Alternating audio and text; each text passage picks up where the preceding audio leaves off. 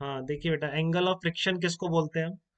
तो आपका एक ब्लॉक रखा हुआ है सरफेस के ऊपर, और आप उसको एक फोर्स कैपिटल एफ से अगर पुल कर रहे हैं, तो जिस स्टेज पर ये ब्लॉक जस्ट मूव करने वाला है, उस स्टेज पर रिजल्टेंट कांटेक्ट फोर्स वर्टिकल से जितना एंगल बनाता है, that is called angle of friction.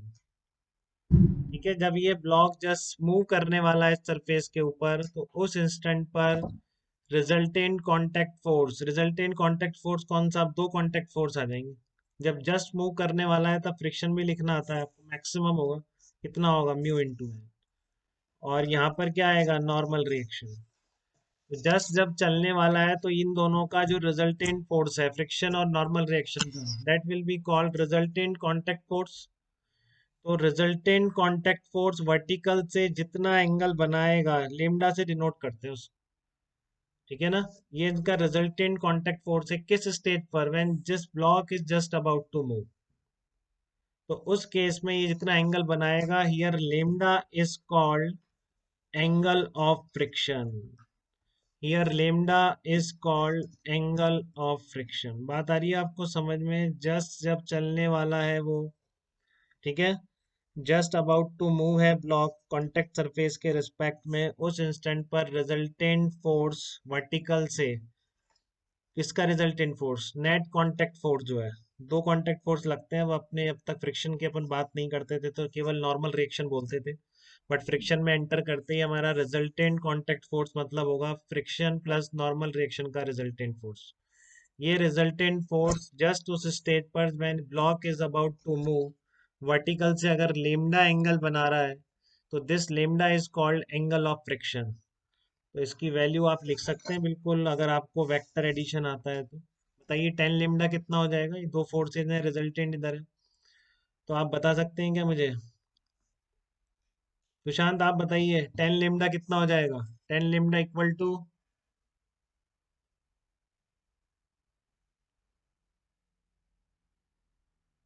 ये आ जाएगा ना बेटा, 10 lambda equals to mu n upon n, mu आ जाएगा। ठीक है, तो आपसे पूछेगी एंगल ऑफ फ्रिक्शन की न्यूमेरिकल वैल्यू किसके बराबर होती है, तो टेन इनवर्स म्यू के बराबर होती है। तो इसका यूज इतना सा है बेटा, कई बार डायरेक्टली म्यू देने की जगह आपको ये दे दे एंगल ऑफ फ्रिक्शन। ठीक है, तो आपको पता होना चाहिए कि एंगल ऑफ फ्रिक्शन अगर लेमडा है तो म्यू की वैल्यू कैसे निकालोगे? 10 लेमडा से निकालो, और कुछ नहीं है इसमें। ठीक है, क्या है वो मैंने आपको बता दिया। When block is about to move, then the angle between resultant contact force and vertical is called angle of friction. ठीक है, ऐसा एक और आता है आपका एंगल ऑफ रिपोज, तो वो देख लीजिए एक बार। एंगल ऑफ रिपोज किसको बोलेंगे? इसको हम अल्फा से डिनोट कर देते हैं।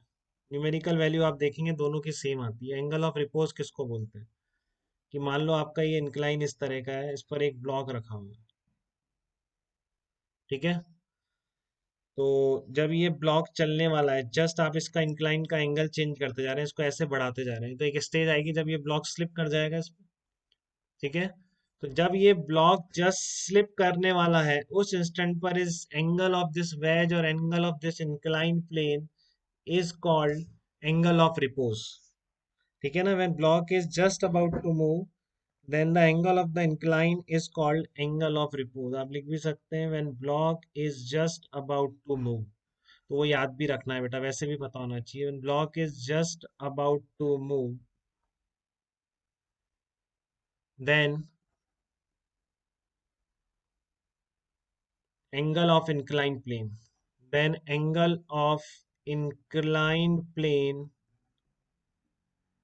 is called angle of repose। तो ये कब चलने वाला होगा? जब जस्ट मैक्सिमम के बराबर हो गया होगा इसको खींचने वाला फोर्स।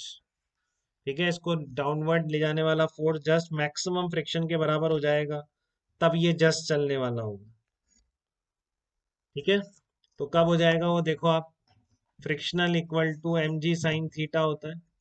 तो जब ये चलने वाला है तो फ्रिक्शन की मैक्सिमम वैल्यू के बराबर हो जाएगा। फ्रिक्शन की मैक्सिमम वैल्यू कितनी होती है, याद है क्या किसी को? कि मैं बताना भूल गया था आपको, म्यू इंटू एन होती है। तो कितना आ जाएगा? Mu into m g cos theta आ जाएगा। तो यहाँ से टेन थीटा कितना आ रहा है आपका? टेन थीटा आ रहा है म्यू, तो थीटा कितना आ जाएगा? टेन इनवर्स म्यू आ जाएगा। थीटा आ जाएगा टेन इनवर्स म्यू, तो वही वैल्यू आ गई बेटा। ये थीटा अब यहाँ क्या कहलाएगा, अल्फा कहलाएगा। Alpha equal to tan inverse, वो वाला एंगल जिसकी ब्लॉक जस्ट चलने वाला है, किसके बराबर आ गया, टेन इनवर्स म्यू के। दिस टेन इनवर्स म्यू यहाँ पर एंगल ऑफ रिपोज की वैल्यू है, लेमडा की वैल्यू भी टेन इनवर्स म्यू है। तो कभी आपको एंगल ऑफ फ्रिक्शन दे दे या एंगल ऑफ रिपोज दे दे और म्यू आपको नहीं गिवन हो डायरेक्टली, तो आप ऐसे निकालेंगे बेटा। ठीक है, तो यहाँ तक किसी को दिक्कत किसी भी तरह की?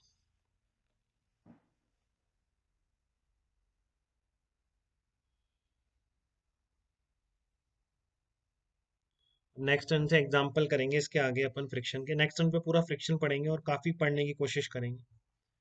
ठीक है, टू ब्लॉक्स प्रॉब्लम मेनली आपको समझने की जरूरत है एक बार। यहाँ तक कोई तकलीफ बेटा किसी को तो वो बताए मुझे।